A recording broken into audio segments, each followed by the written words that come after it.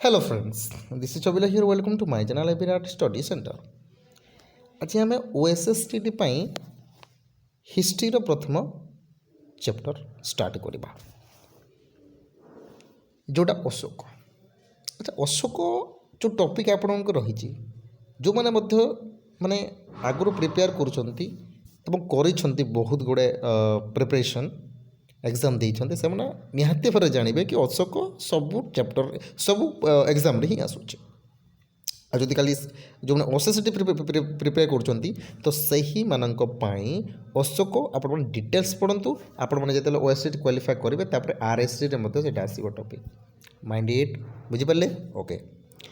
तो ओएसएसटी social study जो मैंने प्रिपेयर कर चिंतार अच्छा कौ जगार ही आम टोटाल क्लास पाइबू फ्री पाइबू ताहले आपण मैंने ये पाइबे बढ़िया जगह को आसछंती तो मोर 100% गारंटी मुझे ठीक अच्छे कि आपको सबू किसी पढ़ेबी और सबू किसी अशोकर सबू किसी टोटाल ही आपने पाइपर जोटा कि अधा कौन कर यूट्यूब चैनल वाले से पेड्रे पढ़ाऊँ ना नो पेड्रे पढ़े पारि ओके मुझे सब फ्री पढ़ेबी ओके ठीक अच्छे।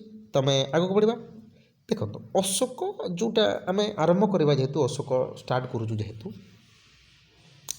अशोक को जिते कथा आसे उठे ताले आमर प्रथम जिनिस ही आसे कलिंग वार एवं कलिंग वार ही बहुत गुड़े क्वेश्चन आसी आप ओएसएसटी दिंतु ओएसएससी दिंतु ट्रिपल एससी दिंतु जहाँ भी दिंतु जीके एग्जाम टे सब एग्जाम ही आसूँ भाई।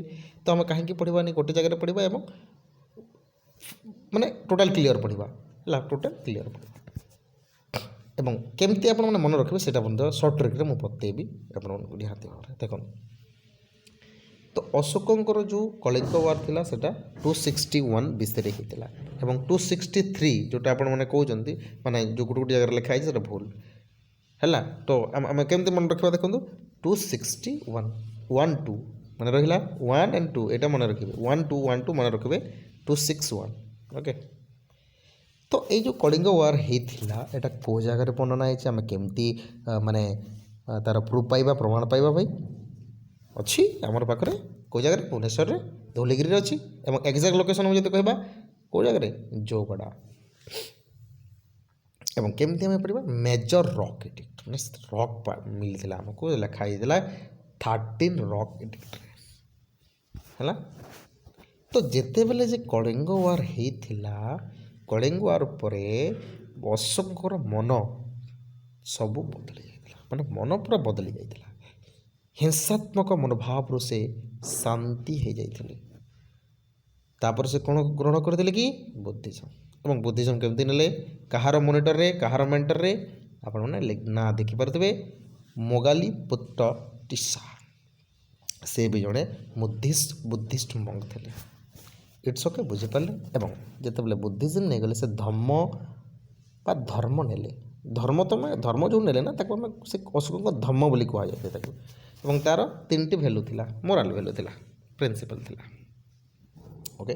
तो first giving respect to elders teachers parents ये था रेस्पेक्ट दबा एवं तहित आम जदि कहवा treating everyone with compassion and also respecting each other's religions and belief समस्त को रेस्पेक्ट देवा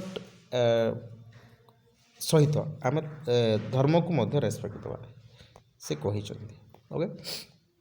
एवं से धर्म को माने स्प्रेड करने से धर्म महामात्र अपॉइंट करते एवं धर्म महामात्र अर्थ कौन ऑफिसर्स सिंपल मन रखा आम धर्म महामात्र किए थे धर्म को जो मैंने प्रचार करुले प्रसार करुले प्रोपागेंड करुले से माने ही तो आमर कौन थे धर्म महामात्र बुझी एवं तहित दुई जन सोना एंड उत्तरा को से माने अलग अलग कंट्री को अलग अलग जगह को से स्प्रेड करने बुद्धिज्म से पठे जमीक सोना एंड उत्तरा को पठे कौ जगह को एवं कौ जगह को पठे पढ़े आपण मैंने कौन ना सुवर्ण भूमि को पठे ତ ଏଠି ଆପଣମାନେ ଦେଖିପାରିବେ ତାଙ୍କର ନିଜ ପୁତ୍ରକୁ ମଧ୍ୟ ଏବଂ ଡଟରକୁ ମଧ୍ୟ ପଠାଇଥିଲେ। ଦେଖନ୍ତୁ ଏଠି ଓକେ ପଠାଇଥିଲେ ତାଙ୍କର ପୁତ୍ର ମହିନ୍ଦାକୁ ଏବଂ ଡଟର ସଂଘମିତ୍ରାକୁ ସେ ଶ୍ରୀଲଙ୍କାକୁ ପଠାଇଥିଲେ।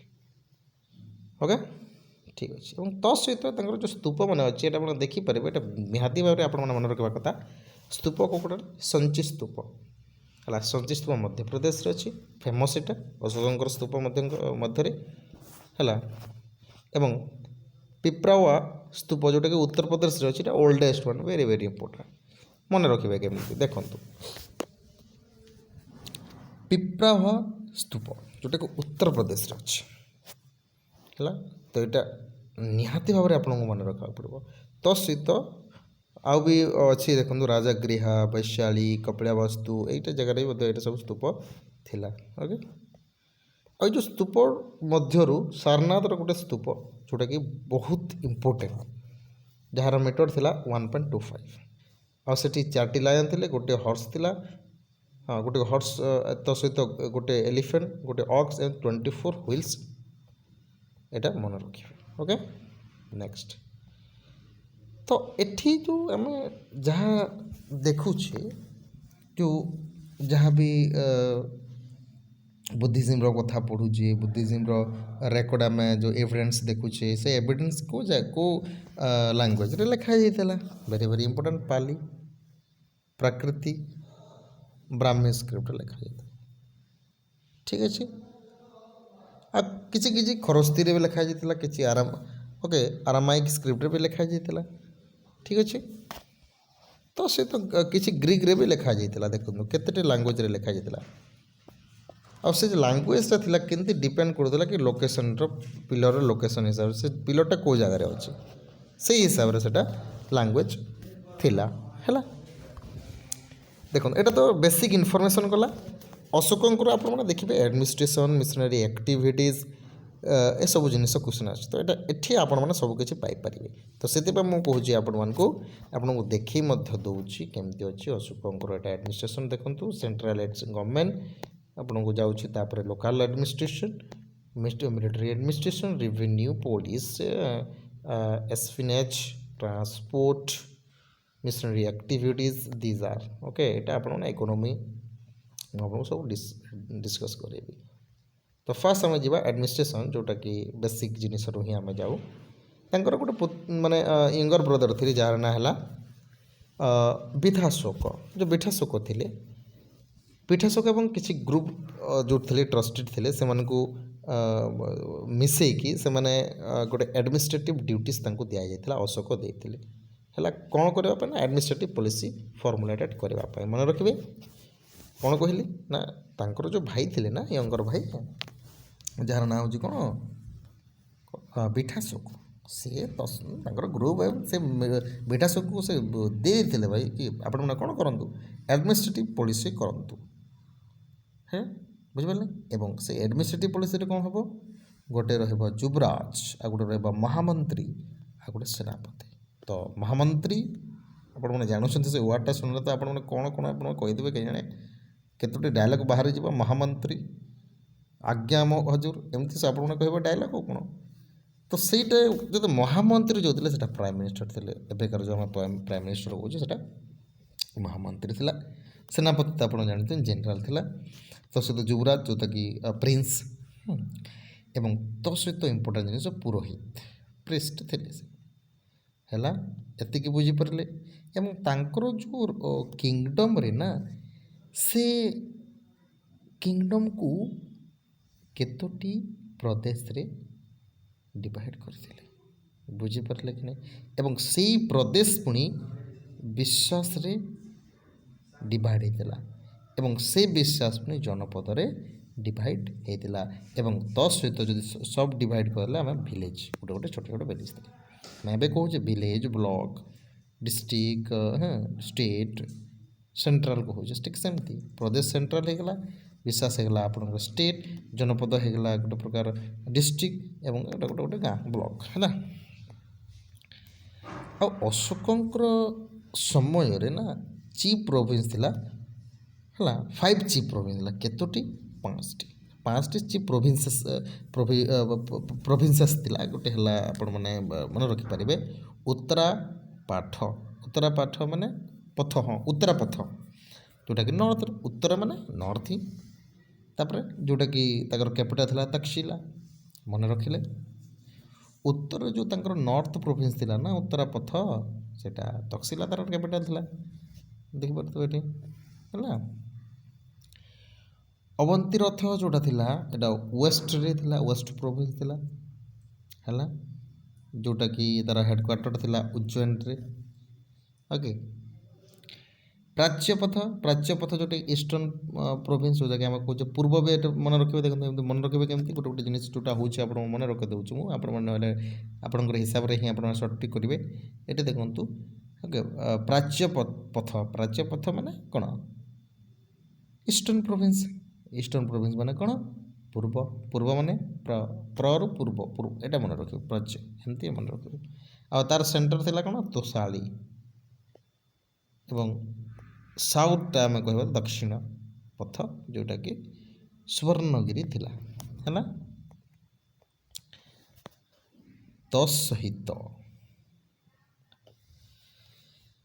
ଯେଉଁ ରାଜାଙ୍କର ସେଣ୍ଟ୍ରାଲ ଆଡ଼ମିନିଷ୍ଟ୍ରେସନ୍ ଥିଲା ନା ମଗଧ ଥିଲା, ଏବଂ ମଗଧର କ୍ୟାପିଟାଲ କେଉଁଟା ଥିଲା, ପାଟଳିପୁତ୍ର, ବର୍ତ୍ତମାନର ବିହାରରେ ଯେଉଁ ପାଟନା ଅଛି ହେଲା। ତାପରେ ପରେ ଆମେ ଯଦି କହିବା ସେ ଗୋଟେ କେତେ ଗୁଡ଼ିଏ ପ୍ରତିବେଦକକୁ ଆପଏଣ୍ଟ କରିଥିଲେ। ଏଠି ଆପଣ ଦେଖିପାରିବେ କାହାକୁ ନା ପ୍ରତିବେଦକକୁ ଆପଏଣ୍ଟ କରିଥିଲେ, ଯାହାକୁ ଆମେ ରିପୋର୍ଟର ବୋଲି କହୁଛେ ହେଲା।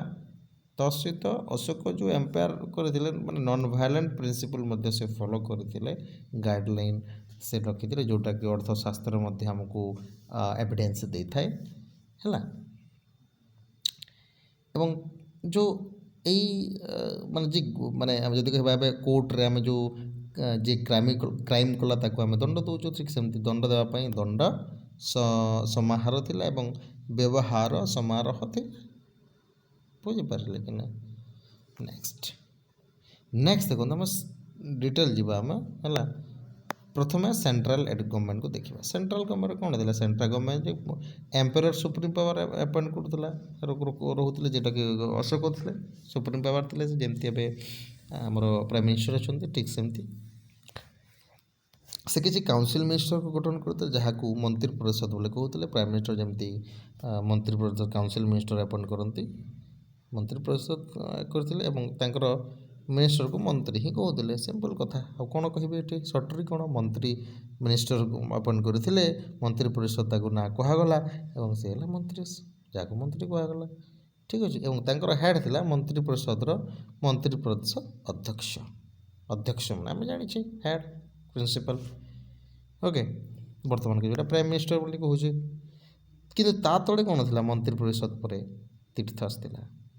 ଆଉ ଏମାନେ ଅଫିସିଆଲି ଆମେ ଯଦି କହିବା ଏବଂ ଆଡ଼ମିନିଷ୍ଟ୍ରେସନରେ ଅଫିସିଆଲି କଥା କହିବା, ତାହେଲେ ସେଥିରେ ତୀର୍ଥସ କିଏ ଥିଲେ, ତୀର୍ଥ। ଏବଂ କେତୋଟି ତୀର୍ଥ ଥିଲେ, 18ଟି। କେତୋଟି, 18ଟି ଥିଲେ। ତାପରେ ଆମେ ଯଦି କହିବା ଏଠି ତୀର୍ଥଙ୍କ ପରେ ଯିଏ ଥିଲେ ଅଧ୍ୟକ୍ଷ ଥିଲେ, ଯେଉଁଟାକି ଆମେ ମନ୍ତ୍ରୀ ପରିଷଦର ଅଧ୍ୟକ୍ଷ ଥିଲେ ଏବଂ ତାପରେ ତା ତଳକୁ ଆସୁଛି ତୀର୍ଥସ ଏବଂ ତୀର୍ଥସ ପରେ ଅଧ୍ୟକ୍ଷ ଏବଂ 20ଟି ଅଧ୍ୟକ୍ଷ ସେ ଆପଏଣ୍ଟ କରିଥିଲେ। ଏବଂ 20ଟି ଅଧ୍ୟକ୍ଷ ଗୋଟେ ଗୋଟେ ଜାଗାରେ 27ଟି ଦେଇଛି, କେଉଁଟା ରାଇଟ୍ ଆପଣମାନେ ଫାଇଣ୍ଡ ଆଉଟ୍ କରନ୍ତୁ। ଏବଂ ଆଉ ଗୋଟେ କ'ଣ କହିଲେ, ମହାମାତାସ, ଯେଉଁଟାକି ଅଫିସିଆଲି ଆମେ ଯଦି କହିବା କେବଳ ସେ ହାୟର ରାଙ୍କରେ ଅଛି ହେଲା। ଏଇଠି ଯେଉଁ ଅଫିସିଆଲି ଆପଣଙ୍କୁ ଲେଖିଲା, ଏଠି ଅଫିସିଆଲି କେବଳ ହାୟର ରାଙ୍କରେ ଏବଂ ଏଠି ଆଡ଼ମିନିଷ୍ଟ୍ରେସନର ଅଫିସିଆଲି ରାଙ୍କରେ ହାୟର ନମ୍ବର, ଠିକ୍ ଅଛି। ଏବଂ ଆଉ ଗୋଟେ ଆପଏଣ୍ଟ କରିଥିଲେ ଆମତ୍ୟାସ କଥା କହିଲେ ଓକେ, ଯିଏକି ଜୁଡ଼ିସିଆଲ ରୋଲ୍ସ ନିଭାଉଥିଲେ ହାଇ ଅଫିସିଆଲର, ବୁଝିପାରିଲେ, ଆମତ୍ୟାସ। ଓକେ।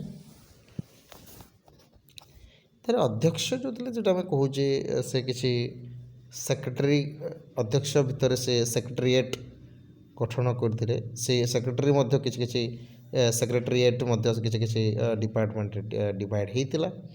ଏବଂ ଏଇ ଯେଉଁ ଅର୍ଥଶାସ୍ତ୍ର, ଏଠି ଦେଖନ୍ତୁ ଅର୍ଥଶାସ୍ତ୍ର ଆମେ ମେନସନ୍ କରିଛି, ଅର୍ଥଶାସ୍ତ୍ରରୁ ହିଁ ଆମେ ପାଇପାରିବା କି ବହୁତ ଗୁଡ଼ିଏ ଅଧ୍ୟକ୍ଷ ଯେଉଁ ଥିଲେ ନା, ସେମାନେ ଷ୍ଟୋର ହାଉସ୍ ହେଲା, ଗୋଲ୍ଡ ସିପ୍ ହେଲା, ଏଗ୍ରିକଲଚର କଥା ହେଲା, କାଉର ହେଲା, ହର୍ସ ହେଲା, ସିଟି ଏସବୁ ଜିନିଷ ସେ ଦେଖୁଥିଲେ, ବୁଝିପାରିଲେ କି ଏସବୁ ଜିନିଷକୁ ସେ ଲୁକ୍ ଆଫ୍ଟର କରୁଥିଲେ। ଏବଂ ତା ତଳକୁ ଥିଲେ ଯୁକ୍ତାସ। ଯୁକ୍ତାସ ଯେଉଁ ଥିଲେ ନା ସେ ସବଅର୍ଡ଼ିନେଟ୍ ଅଫିସର ଥିଲେ। ଦେଖନ୍ତୁ ଆମେ କ'ଣ କ'ଣ ପଢ଼ିଲେ ମୁଁ ଆପଣଙ୍କୁ କହିଦେଉଛି। ରାଜା ଆସିଲେ, ରାଜା ପରେ ମନ୍ତ୍ରୀ ପରିଷଦ, ମନ୍ତ୍ରୀ ପରିଷଦର ହେଡ଼୍ କିଏ? ମନ୍ତ୍ରୀ ଅଧ୍ୟକ୍ଷ। ତାପରେ ଆସିଲା କ'ଣ ନା ତାପରେ ଆସିଲା ଆମର ତୀର୍ଥସ। ତୀର୍ଥସ ପରେ ଆସିଲା ଦେଖନ୍ତୁ ମହାମାତ୍ୟସ। ମହାମାତ୍ୟସ ପରେ ଆସିଲା ଆମତ୍ୟସ। ଆମତ୍ୟସ ପରେ ଆସୁଛି ଯୁକ୍ତାସ। ହେଲା, ମନେ ରଖିବା ଟିକେ। ଏବଂ ଯୁକ୍ତାସ ଯେଉଁଟା ରହୁଛି ଏ ରେଭିନ୍ୟୁକୁ ସେ ରେଭିନ୍ୟୁ ଡିପାର୍ଟମେଣ୍ଟକୁ ସେ ସମ୍ଭାଳୁଥିଲେ। ରାଜୁକସ କ'ଣ ଡିପାର୍ଟମେଣ୍ଟ କରୁଥିଲେ? ଲ୍ୟାଣ୍ଡ। ଦେଖନ୍ତୁ ରାଜୁକସରୁ ଆମେ କ'ଣ ଜାଣିବା? ଲ୍ୟାଣ୍ଡର କଥା କହିବା ଯଦି ଆମେ, ଆପଣମାନେ ଦେଖିଥିବେ କ'ଣ ଦିଅନ୍ତି? ଟ୍ୟାକ୍ସେସ୍ ଦିଅନ୍ତି। ଆଗରୁ ରାଜାକୁ ଟ୍ୟାକ୍ସେସ୍ ଦେଉଥିଲେ, ଠିକ୍ ସେମିତି ରାଜାକୁ ଯଦି ଟ୍ୟାକ୍ସେସ୍ ନହେଲା ତାହେଲେ ସେ ଜମି ହିଁ ନେଇଯାଉଥିଲା। ତ ରାଜାରୁ ଆମେ ଲ୍ୟାଣ୍ଡକୁ ଆମେ ମନେ ରଖିପାରିବା ରାଜୁକସ। ଏବଂ ଆଉ କ'ଣ ଏଠି ଦେଖନ୍ତୁ ସଂସ୍ଥାନ ଅଧ୍ୟକ୍ଷ ଯେଉଁଟାକି ମିଣ୍ଟ, ସୁପରିଟେଣ୍ଡେଣ୍ଟ ଅଫ୍ ମିଣ୍ଟ ହେଲା। ତାପରେ ଆଉ କ'ଣ ଥିଲେ ନା ଏଠି କହିବା ଯଦି ଆଉ ଗୋଟେ କ'ଣ ସମଷ୍ଟ ଅଧ୍ୟକ୍ଷ। ଓକେ, ସମସ୍ତ ଅଧ୍ୟକ୍ଷ ଅର୍ଥାତ୍ ମାର୍କେଟ କଥା କହୁଛି ଏଠି।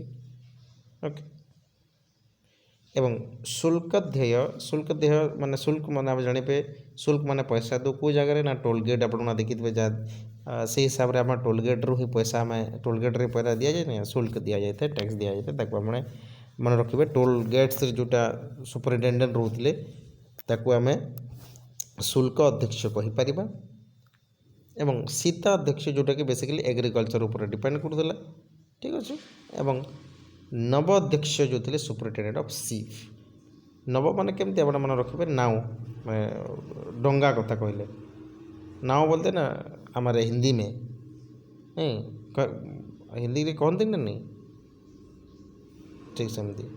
ତାପରେ ନାଓ ହିସାବରେ ଆପଣମାନେ ସିପ୍ ମନେ ରଖିବେ। ହଁ, ତାପରେ ଆପଣମାନେ କ'ଣ ଜାଣିବେ? ଦେଖନ୍ତୁ ଲୋହାଦକ୍ଷ ଯେ କି ଲୁହା ମାନେ କ'ଣ?